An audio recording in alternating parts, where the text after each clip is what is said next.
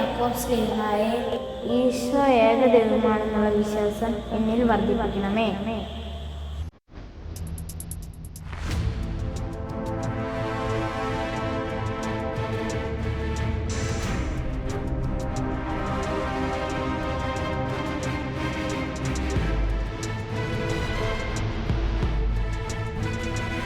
ഒമ്പതാം നൂറ്റാണ്ടിന്റെ പകുതിയിൽ ആഫ്രിക്ക ഭൂഖണ്ഡത്തിൽ നിന്നും അബ്ദുറഹ്മാൻ രണ്ടാമന്റെ നേതൃത്വത്തിൽ യൂറോപ്പിനെ ലക്ഷ്യമാക്കി സ്പെയിനും പോർച്ചുഗലും ചേർന്ന ഐബേറിയൻ പെനിൻസുലയിലേക്ക് വലിയൊരു സൈന്യനിരയെ നയിച്ചു.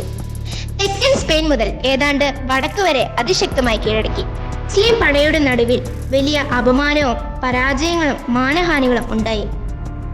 യുദ്ധം മുഴുവനും പരാജയമായി അവസാനിക്കും എന്ന ഘട്ടത്തിൽ റാമിയോയ്ക്ക് ഒരു സ്വപ്ന ദർശനമുണ്ടായി. റാമിയോയ്ക്ക് വിശുദ്ധ യാക്കോബ് മഞ്ഞുപോലെ വെളുത്ത പടക്കുതിരയിലേന്തി ജ്വലിക്കുന്ന വാളുമേന്തി നിൽക്കുന്നതായി കണ്ടു.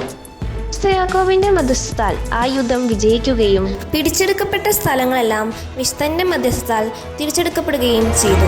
ഒരു ഐതിഹ്യ കഥ പോലെയാണെങ്കിലും വിശുദ്ധ യാക്കോബ് സ്പെയിനിന്റെ മുഴുവനും മധ്യസ്ഥനാണ്. വിശ്വാസ പ്രതിസന്ധി നേരിടുന്ന ഏതൊരു വിശ്വാസിയുടെയും മധ്യസ്ഥനാണ്.